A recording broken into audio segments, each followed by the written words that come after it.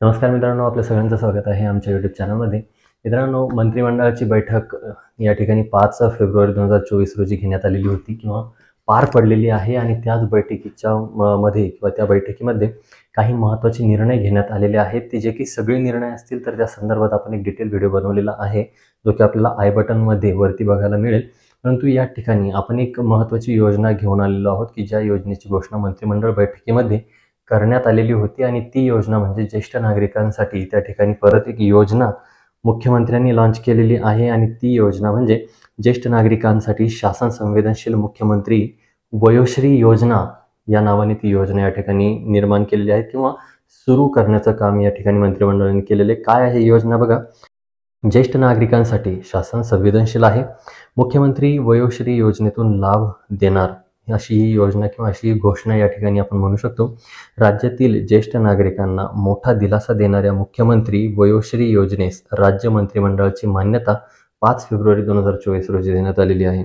2 लाख रुपये वार्षिक उत्पन्न मर्यादित 65 वर्षावरील ज्येष्ठ नागरिकांना याचा लाभ मिळणार आहे. म्हणजे जर तुमचं वय 65 वर्षाच्या वरती असेल आणि तुमचं उत्पन्न 2 लाखाच्या आत असेल तर आपण या योजनेसाठी लाभ त्या ठिकाणी मिळवू शकता की या योजनेचा लाभ आपण घेऊ शकता.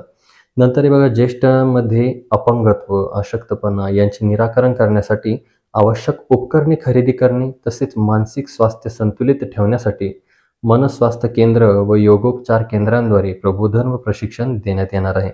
आरोग्य विभागामार्फत ज्येष्ठ नागरिकांचे सर्वेक्षण व स्क्रीनिंग करण्यात येऊन लाभार्थ्यांची तपासणी करण्यात येईल आणि पात्र लाभार्थ्यांना 3,000 रुपये एक रकमी थेट लाभ बँकेच्या खात्यात जमा करण्यात येईल. म्हणजे जो काही आपला लाभ मिळणार आहे ज्येष्ठ नागरिकांना तर तो त्यांच्या खात्यामध्ये डायरेक्टली येणार आहे, आधार लिंक खात्यामध्ये, आणि तो लाभ आहे 3,000 रुपयाची रक्कम आपल्या ज्येष्ठ नागरिकांना मुख्यमंत्री वयोश्री योजनेच्या माध्यमातून मिळणार आहे.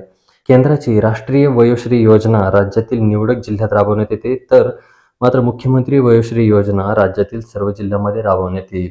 त्याचबरोबर या योजनेसाठी 480 कोटी रुपयांचा खर्चास मंत्रिमंडळाने मान्यता दिलेली. म्हणजे की आपली राज्याची किंवा केंद्राची वयोश्री योजना जी काही आहे तर ती काही ठराविक राज्यांमध्येच त्या ठिकाणी चालवली जाते किंवा तिचं अंमलबजावणी केली जाते. परंतु जी काही राज्याची वयोश्री योजना जी काही आहे तर ती योजना संपूर्ण राज्यामध्ये राबवली जाणार आहे.